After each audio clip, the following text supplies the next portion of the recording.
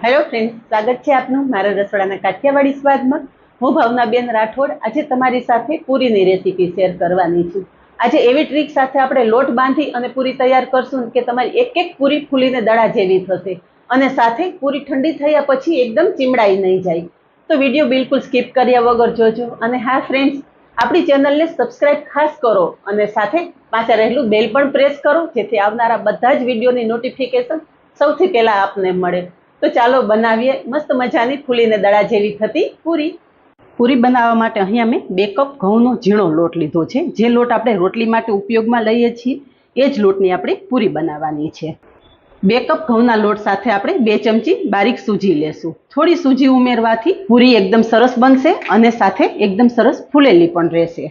સાથે 1 ચમચી આપણે દળેલી ખાંડ ઉમેરશું। થોડીક તમે ખાંડ ઉમેરશો પૂરી મીઠી નહીં થાય। ખાંડ ઉમેરવાથી પૂરીનો કલર એકદમ સરસ આવશે। સાથે સ્વાદ પ્રમાણે મીઠું ઉમેરશું અને સાથે 2 ચમચી જેટલું તેલ ઉમેરશું। પૂરીમાં વધારે મોણની જરૂર નથી। પૂરીમાં તમે વધારે મોણ ઉમેરશો ને તો પૂરી એકદમ ચીપકી જશે, એકદમ સરસ ફૂલેલી નહીં રહે। એટલે મોણ પણ પ્રમાણસર ઉમેરવાનું। બધું જ એકદમ સારી રીતે મિક્સ કરી લેશું। અહીંયા બધું જ સરસ મિક્સ કરી લીધું છે। થોડું થોડું પાણી લેતા લોટ બાંધશું।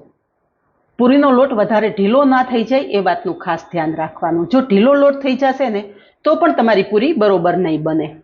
એટલે થોડું થોડું પાણી ઉમેરતું જવાનું અને લોટ ભેગો કરતું જવાનું। તમે પૂરી પહેલી વખત બનાવતા હોય કે પછી તમારી પૂરી પરફેક્ટ ના બનતી હોય તો આજે વિડીયો પૂરેપૂરો તમે જોજો, એટલે તમને નાની નાની બધી જ ટિપ્સ હું આ વિડીયોમાં શેર કરીશ। અહીંયા તમે જોઈ શકો છો કે હું પૂરીનો લોટ આ રીતે મસળીને બાંધી રહી છું। લોટ ઉપર થોડું થોડું પાણી ઉમેરતું જવાનું અને આ રીતે લોટ ભેગો કરતું જવાનું। જો તમારે મસાલા પૂરી કરવી હોય ને તો 2 કપ લોટ સામે 1 ચમચી લાલ મરચું પાવડર, અડધી ચમચી હળદર પાવડર અને 1 ચમચી ધાણા જીરું પાવડર ઉમેરી દેવાનું। બધો જ મસાલો મિક્સ કરી અને આ રીતે લોટ બાંધી દેવાનો। અહીંયા લોટ બંધાઈ ગયો છે અને લોટ મેં કઠણ રાખેલો છે। આ રીતે લોટ રાખવાનો। હવે લોટને ઢાંકી અને 10 થી 15 મિનિટ રેસ્ટ આપશું। લોટને થોડી વાર રેસ્ટ આપ્યા પછી અહીંયા તમે જોઈ શકો છો કે લોટ એકદમ સોફ્ટ થઈ ગયો છે અને લોટમાં ઉમેરેલી સૂજી પણ સોફ્ટ થઈ ગઈ છે। હવે લોટને સારી રીતે મસળી લેશું।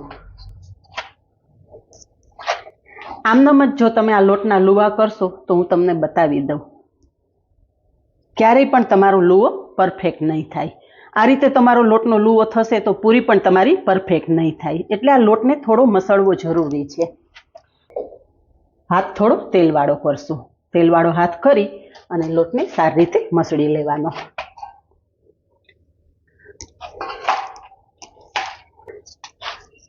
લોટ એકદમ પરફેક્ટ હશે ને તો જ તમારી પૂરી પરફેક્ટ બનશે। અને આ રીતે જો તમે લોટ બાંધી અને પૂરી કરશો ને એટલે એક એક પૂરી ફૂલી અને દડા જેવી થશે। અહીંયા તમે જોઈ શકો છો કે અંગૂઠા અને આંગળીની મદદથી આ રીતે હું લોટને ટૂંપી રહી છું। થોડી વાર અહીંયા લોટને થોડી વાર ટૂંપી લીધા પછી તમે જોઈ શકો છો કે લોટ એકદમ સરસ સોફ્ટ થઈ ગયો છે। હવે પહેલાં તમને લોટનો લુવો કરીને બતાવેલો, અત્યારે પણ લોટનો લુવો કરીને તમને બતાવી દઉં। અહીંયા તમે જુઓ કે પરફેક્ટ લુવો તૈયાર થાય છે। તો પૂરીના લુવા કરતાં ઘણી બધી વાર લાગતી હોય છે, પણ આજે તમને એક ક્વિક રીત બતાવું। આ રીતે 2 ભાગ કરી લેવાના અને જેવડી સાઈઝની તમારે પૂરી કરવી છે ને એવડી સાઈઝના લુવા આ રીતે ફટાફટ અલગ કરી લેવાના। આ રીતે કરશો ને એટલે લોટના લુવા કરતાં તમારે બિલકુલ વાર નહીં લાગે અને તમારા લુવા એક જ સાઈઝના તૈયાર થશે। 2 હથેળીની વચ્ચે તમે આ રીતે ગોળ ફેરવશો ને એટલે લોટનો લુવો એકદમ પરફેક્ટ તૈયાર થઈ જશે। જો તમારે કોઈ ગેસ્ટ આવવાના હોય અને પૂરી બનાવવાની હોય તો આ રીતે લુવા તૈયાર કરી અને રાખી દેવાના। પણ લુવા તમારે રાખવાના હોય તો એક વાતનું ધ્યાન રાખવાનું, લુવાની ઉપર આપણે 1 ચમચી જેટલું તેલ ઉમેરી દેવાનું અને તૈયાર કરેલા બધા જ લુવા આ રીતે તેલથી કોટ કરી લેવાના। આ રીતે થોડું તેલ સાથે તમે આ લુવા તૈયાર કરીને રાખશો ને તો લોટ સુકાશે નહીં અને તમારા લુવા 2 થી 3 કલાક પહેલાં તમે તૈયાર કરીને રાખશો ને તો પણ તમારી પૂરી પરફેક્ટ તૈયાર થશે। જે આપણે તૈયાર કરેલા લુવા છે ને એક વાસણમાં લઈ લેશું અને ઢાંકી દેશું। તો તૈયાર કરેલા લુવામાંથી 2 થી 3 લુવા બહાર કાઢી લેવાના, બાકીના ઢાંકીને રાખી દેવાના। 2 થી 3 લુવા તૈયાર થઈ ગયા છે। હવે અહીંયા તમે જોઈ શકો છો કે લોટ એકદમ સોફ્ટ થઈ ગયો છે અને લોટનો લુવો એકદમ પરફેક્ટ તૈયાર થઈ ગયો છે। હવે લોટને થોડું થોડું પાણી ઉમેરતું જવાનું। અને પૂરી વણી લેવાની. જો તમારી પાસે પૂરીનું મશીન હોય અને એનાથી તમારે પૂરી કરવી હોય તો તમે પૂરી મશીનમાં પ્રેસ કરીને બનાવી શકો છો, પણ મને પર્સનલી વણેલી પૂરી વધારે પસંદ છે, તો હું આ રીતે પૂરી વણી લઉં છું. આ રીતે આપણે થોડું પ્રેસ કરી અને લુઓ લઈ લેવાનો અને એક સાઈડ જ વજન દઈ અને આપણે પૂરી વણવાની.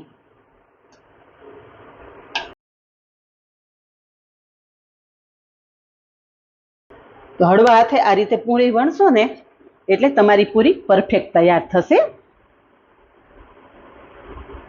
પૂરી વણીએ ત્યારે પૂરી તળવા માટે સાઈડમાં તેલ પણ ગરમ કરવા મૂકી દેવાનું છે. આ પૂરી સુકાઈ ના જવી જોઈએ એ વાતનું પણ ખાસ ધ્યાન રાખવાનું. પૂરી તળવા માટે તેલ ગરમ કરવા મૂકી દીધેલું અને તેલ ગરમ થયું ત્યાં સુધીમાં મેં આટલી પૂરી પણ વણી લીધી છે. હવે પૂરી તળવા માટે તેલમાં મૂકી દેશું. પૂરીનું તેલ એકદમ સરસ ગરમ હોવું જોઈએ. તેલમાં પૂરી મૂકો ને તરત ઉપર આવી જવી જોઈએ એવું સરસ તેલ ગરમ થયેલું હશે ને તો જ તમારી બધી પૂરી ફૂલી અને દડા જેવી થશે. તો અહીંયા તમે જોઈ શકો છો કે તેલમાં ઉમેરતા જ પૂરી એકદમ સરસ ફૂલી ગઈ છે.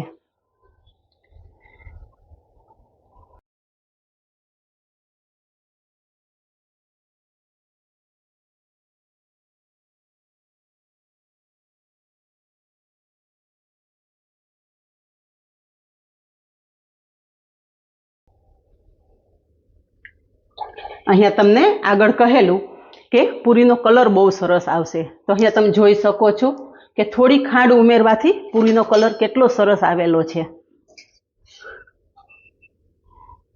અને એવું નથી કે 1 થી 2 પૂરી તળીને તમને બતાવું, બાકીની પૂરી પણ હું આ રીતે તેલમાં ઉમેરીને તમને બતાવું છું. અહીંયા તમે જોઈ શકો છો.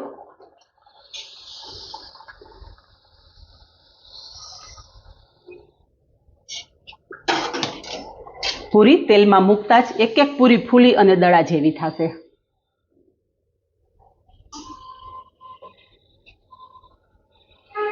અને પૂરીનો કલર પણ એકદમ સરસ આવશે.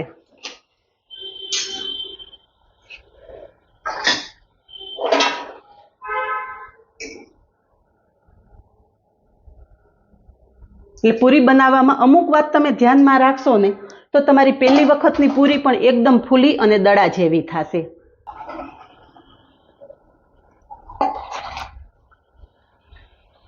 અહીંયા તમે જોઈ શકો છો કે આપણી એક એક પૂરી ફૂલી અને દડા જેવી થઈ છે અને સોફ્ટ તો એવી કે તમે હાથમાં લો ને તાજ ખાવાની ઈચ્છા થઈ જાય. અને સાથે મેં બટેટાનું રસાવાળું શાક સર્વ કરેલું છે. શાકની રેસીપી ઓલરેડી તમારી સાથે શેર કરી ચૂકી છું.